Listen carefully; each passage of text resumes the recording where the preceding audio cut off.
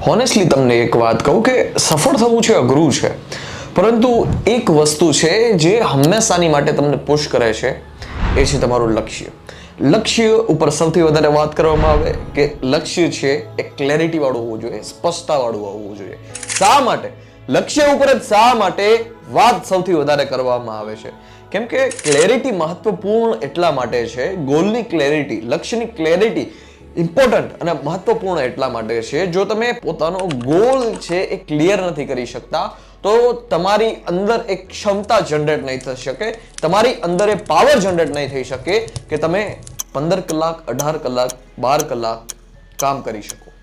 જો ક્લેરિટી નહીં હોય તો તમને પુશ મળશે નહીં, પુશ તમને તમારા લક્ષ્ય પરથી જ મળશે નહીં. ક્લેરિટી નહીં હોય તો ઉર્જા નહીં મળે, ને જ્યાં ઉર્જા નથી ત્યાં સફળતા નથી, જ્યાં ઉર્જા નથી ત્યાં ઉપલબ્ધિ નથી. Strength is life and weakness is dead. બુદ્ધિમાન જે કંઈ પણ વ્યક્તિ છે એ હિંસા વગર એ કાર્ય કરે છે કે જે કાર્ય કરવું જરૂરી છે. એને એવું લાગતું નથી, એને એવું ફીલ થાય છે કે મન ના પાડે છે, મન વિરોધ કરે છે, પરંતુ બુદ્ધિમાન વ્યક્તિ એ કાર્ય કરે છે કે જે કાર્ય કરવું જરૂરી હોય. આવશ્યકતા બધા નિયમોથી ઉપર હોય છે, એ નિર્ણય ઉપર બધા જ નિર્ણય ફેલ હોય છે, એ નિયમ ઉપર બધા જ નિયમ ફેલ હોય છે કે જ્યાં તમારા જીવનની આવશ્યકતા હોય છે. તમે કેટલા ક્લિયર છો તમારા ગોલ પ્રત્યે, તમે કેટલા ક્લિયર છો તમારા જીવન વિશે, બધા જ નિયમ ત્યાં બેકાર છે. તમે તમારા લક્ષ્યને પામવા માટે કેટલા ક્લિયર છો. Clarity is the one of the most important in our life, in our successful life. Clarity છે સૌથી વધારે જરૂરી છે.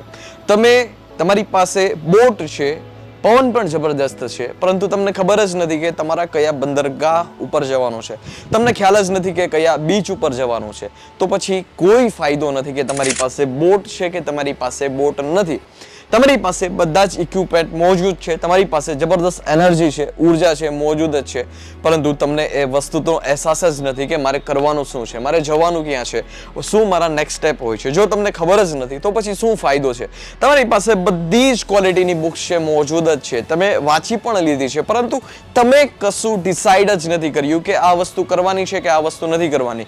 મોટા ભાગના એવા લોકો છે જે બધા જ લોકો જ્યારે નવું વર્ષ આવે અથવા નવા મહિનાની શરૂઆત થતી હોય, મંડે હોય, સોમવાર હોય, ત્યારે કંઈક ને કંઈક ગોલ લખતા હોય છે, ગોલ ડિસાઈડ કરતા હોય છે, પરંતુ એ પૂરા કરતા જ નથી.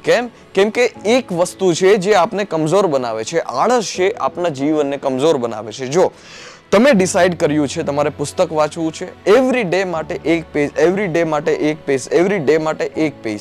તમે એક દિવસ વાંચો છો, તમે 2 દિવસ વાંચો છો, તમે 3 દિવસ વાંચો છો, પછી ચોથો દિવસ એવો આવે છે કે જ્યારે તમે આળસમાં છે એ તમારું જીવન વ્યતીત કરતા શીખી જાઓ છો, અને તમને એમ થાય છે કે 3 દિવસ તો મેં પુસ્તક વાંચી લીધી ને, 3 દિવસ તો મેં બુક વાંચી લીધી ને, હવે આજે નથી વાંચવું, ચોથા દિવસે નથી વાંચવું, અને 5મા દિવસે છે એ 2 પેજ છે વાંચી લઈશ.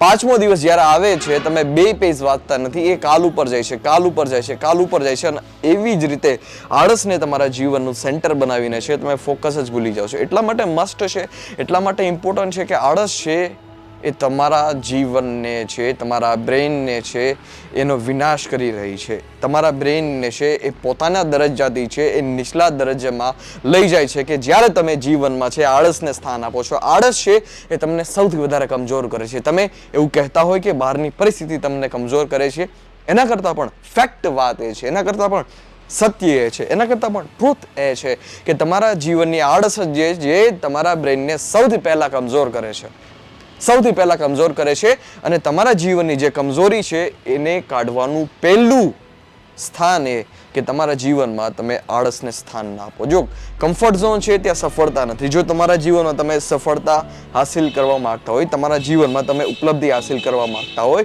તો ફર્સ્ટ સ્ટેપ એ પણ તમે સમજી લો કે જ્યાં કમ્ફર્ટ ઝોન છે ત્યાં સફળતા નથી.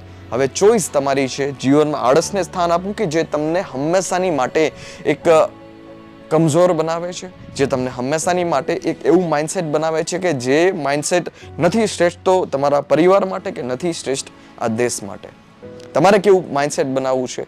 તમારે જીવનમાં આળસનું સ્થાન દેવું છે કે નથી દેવું? હવે તમારું ભવિષ્ય છે તમારા હાથમાં. Choice is your.